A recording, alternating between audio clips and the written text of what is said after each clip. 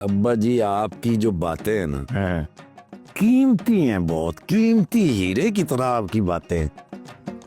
میرا دل کرتا ہے میں آپ کو جو ہے نا جی ہر وقت ریلیکس اور فریش رکھا کروں. ہاں ہاں، او پتر جی، یہ جذبے بھی اللہ تعالیٰ کے ہی بنائے ہوئے ہیں.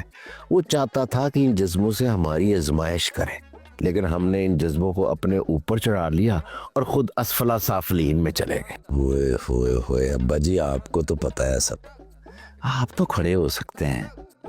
ابا جی ان کی شادیاں ہونے دینا، گھر میں سکون ہو جائے گا.